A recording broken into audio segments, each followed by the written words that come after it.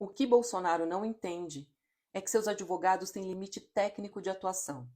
Eles podem tentar anular a delação de Mauro Cid, desclassificar alguma prova por ilegalidade, mas tem uma coisa que eles não podem: mudar a história.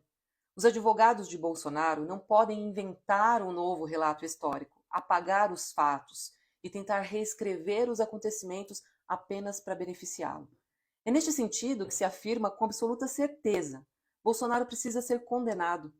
Não é um querer, melhor, não é só um querer.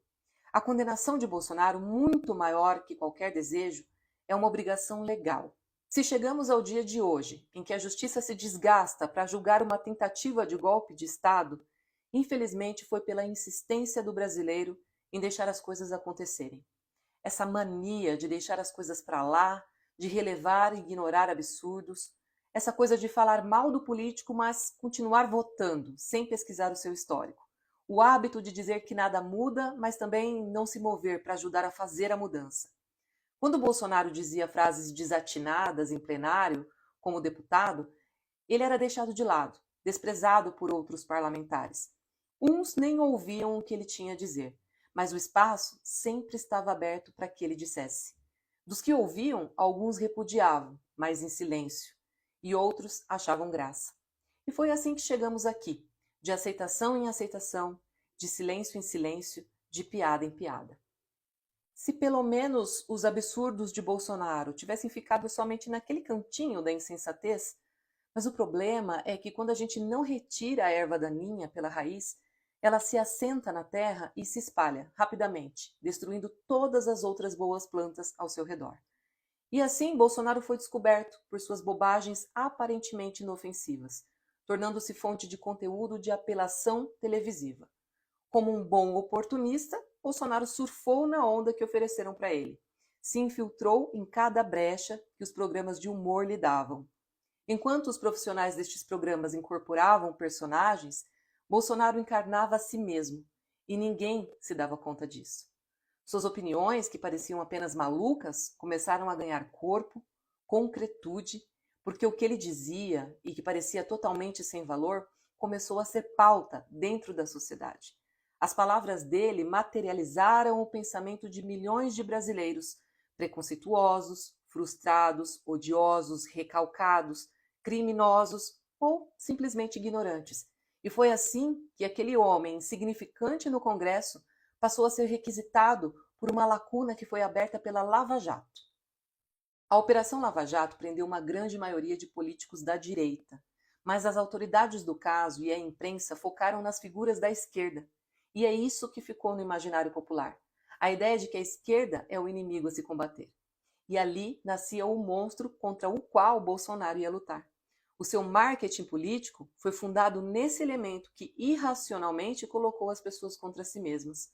Diante de um juiz que se portava como um deus infalível e de empresas de comunicação unidas a grandes e ricos empresários, todos ávidos pela destruição da esquerda, que representava um atraso ao desenvolvimento do neoliberalismo, surgiu o ícone que se colocava contra tudo e todos, que era Bolsonaro. Naquele momento, ele descobriu que bastava falar que ia metralhar a petralhada que ganharia os votos necessários para se tornar presidente. Tudo desandou e o Brasil chegou neste lugar, onde tem um exemplar sofisticadíssimo de criminoso de altíssima periculosidade dentro da política. Uma pessoa com dificuldade imensa de ser domada através da lei e que chegou às últimas consequências sem querer responder por elas. Mas o fato é que nem todo o dinheiro do mundo, nem todos os advogados mais competentes do universo conseguirão livrar Bolsonaro do seu destino. Não porque seus advogados não sejam competentes, mas porque advogados não existem para convencer juízes a decidirem fora da lei. Os advogados servem para defesas técnicas, inteligentes, mas que, ao contrário do que muitos imaginam, condizem com a lei. Se a defesa ultrapassar o espaço da legalidade, ela para de ser defesa e deixa de ser jurídica. Transforma-se em política, e a política não cabe dentro da justiça. A única forma de Jair Bolsonaro conseguir se livrar de uma punição seria a capacidade de comprar os ministros que realizam o seu julgamento. E parece que isto seria possível se dependesse apenas de Bolsonaro. Mas como depende de outros homens e de suas éticas, Está claro que essa não é uma alternativa. Depois desse julgamento, da condenação de Bolsonaro e de militares golpistas, só nos restará conseguir tirar parte da nossa sociedade do transe em que entraram, para que o Brasil consiga seguir em frente.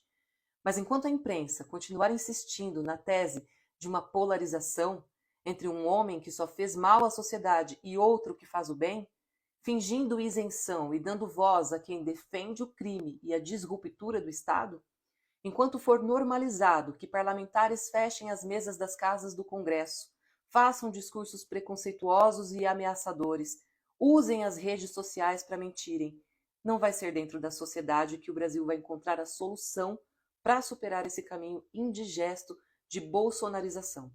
É preciso, antes de tudo, que a própria imprensa e a política repudiem o crime em seus meios, fechem o espaço para os que não seguem e não respeitam as leis. Porque sempre haverá quem pensa e deseja as coisas fora da legalidade, mas essas pessoas precisam ser caladas urgentemente.